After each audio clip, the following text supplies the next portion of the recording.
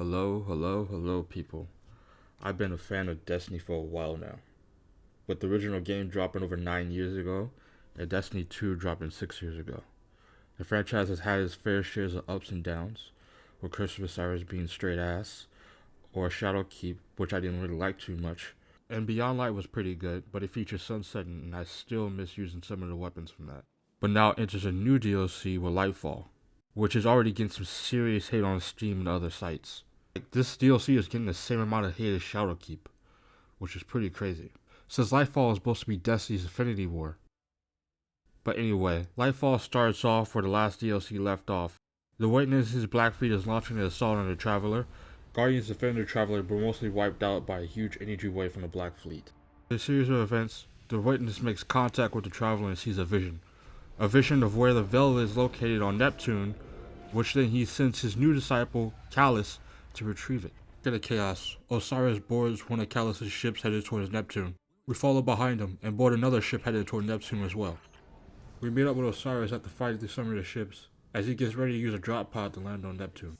We land in a new city named Neomunda, a futuristic cyberpunk-like city. And we meet up with Neomunda's protectors, the Cloudstriders. As we team up with them to protect the Veil, we go through a series of missions to stop Kallus from getting his dirty fingers on the Veil. We end up clapping Kallus' cheeks and securing the Veil, but the Witness uses our ghost to create a link between the Veil and the Traveler, which opens up a portal on the Traveler, and the Witness enters. Now, throughout the story, we never really get any information on what the Veil is. This is a problem. Some people are saying the Veil is a MacGuffin, and I don't think that's true. Strand is a byproduct of the Veil, and as we all know, Savathun was rumored to move the Veil to Neptune to hide it from the Witness. Destiny is a live service franchise, so I'm pretty sure we're going to get more information on the Veil, but this review must be on the current state of the DLC. So, we must add that there's not a lot of information on the Veil. When it comes to the story of Lightfall, it opens up strong, but ultimately ends up being boring. Neomunda is empty and boring. Neomunda really is just like any other location in Destiny 2. Event here, patrol here, adventure here, lost sector here. Same shit, different toilet. We continue to empty our magazines into bullet sponge-like enemies, completing bounty after bounty just to do it again tomorrow. And I love Destiny 2. I put in thousands of hours, but this DLC feels the same. And you see this orange juice standing around? Yeah, those are Neomunda's citizens. Like, really? This is it? You might as well left them out entirely. The Cloudstriders. I mean, a lot of people say they don't like Nimbus, but I actually don't have a problem with him. Rohan, though, is fucking bland. No emotion, no good dialogue. Dude sacrificed himself and I really didn't care. But onto the loadouts. Lightfall has a couple new features. Loadouts are a new addition to Destiny 2 with Lightfall. This feature was available through Companion app and other third-party apps, but now are in-game. Loadouts are a great new addition, allowing you to switch between builds with the quickness and ease. No more changing weapons, gear, respecting your character, or reapplying mods. You just switch loadouts at the drop of a hat and proceed with your next activity. Find these features in game and you get up to 10 loadout slots per character. The next new feature to be added onto Destiny 2 is the commendation system. At first I was like, what's the point of this? I don't really care about these cards. Matter of fact, I keep forgetting to give them out even though there's a reward for giving them out. I would just receive one and be like, oh yeah, here's a card or whatever. But then I started doing my research and found out this is actually part of Destiny 2's next new feature that's currently not in-game. Destiny 2's in-game LFG system. You get these cards for Mastery, Ally, Fun, Leadership, and to display while looking for a player or group in the in-game LFG. Showing off your leadership skills or your mastership skills shows you're a skillful player, while showing off your ally and your fun cards show that you're a team player or a fun player to be around.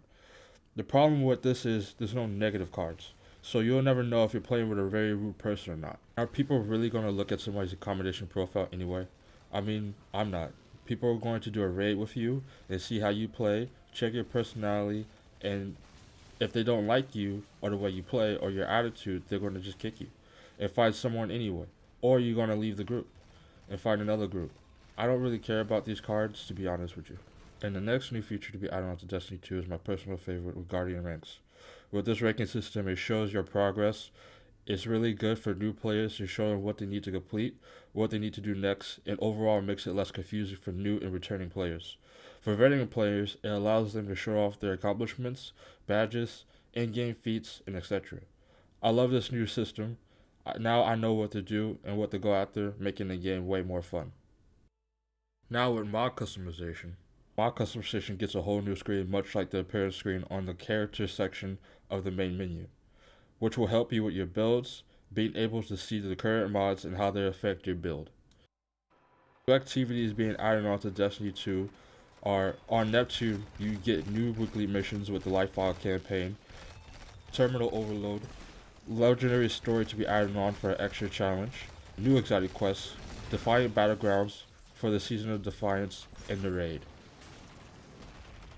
Lightfall launches with the Season of Defiance. The Season of Defiance activities Defiant Battlegrounds. Defiant Battlegrounds have you and your fire team attacking Capol outposts and rescuing captives. Then using the Ascended Scepter to tear a portal into the Ascended Plane and cleaning the plane of the Taken. You also get Defiant keys to open Defiant chests to get powerful loot. Strand is a new darkness subclass added onto the game with Lightfall.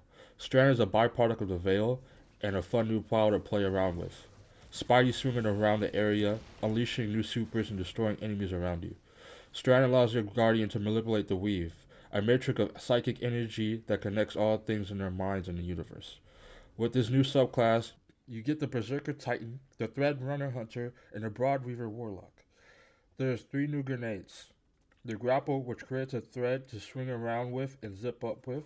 The Threatling Grenade that summons 3 Threatlings to fight for you. And the Chakra Grenade, which suspends your enemies in air. Now on to the raid.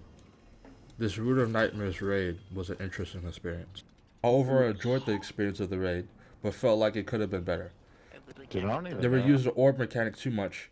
They used the mechanic damn near every encounter except for planets, but even with that, they used a different variation of the mechanic.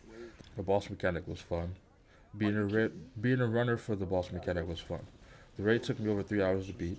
I did run into a very irritating problem with voice chat errors. When I joined the fire team, I would get a voice chat error to pop on my screen, and this would happen to me the whole second week that the raid was out, and part of the first week as well. At first I thought it was just me, so I started messing with the voice chat settings and the audio output until it worked. I found a fire team where my audio and my hearing finally worked. But during the middle of the first encounter, both stopped working after another voice chat error. So I had to be a problem on Bungie's end. Nothing changed on my end when this problem reappeared. Final thoughts on Lightfall. If you were expecting a huge change with this DLC, then you might be disappointed. And with a $50 price tag, you have the right to be disappointed. The campaign left us off on a cliffhanger. The new area Neomunda got some cool lore, but is empty and boring. The characters introduced are mostly bland. The Root of Nightmares raid reuses the same mechanic throughout most of the raid, making it feel like gone are the days where we get raids like King's Fall or Last Wish. We only get 10 exotics for $50. For reference, the Taken King had 33 exotics for $40. That's a massive downside. You get less game for more money. Now there are some positives. The new subclass Strand is very fun to use. The legendary difficulty adds some challenge to the main story. I ran into a difficult section at the arena area in the mission Downfall, but I play solo. The Destiny 2 Lightfall soundtrack is amazing. The ranking system is fantastic, only if they didn't reset your rank at the end of every season. I think that part is stupid. Loadouts are a great new addition to the game. It was available in third-party apps, but finally in game. The accommodation system, I just don't see people using that. There's no negative ones, so you might still end up with a rude person on your fire team. Overall, I would say I give this DLC a 5 out of 10. For $50, this is not what I expected, and I think they can do better.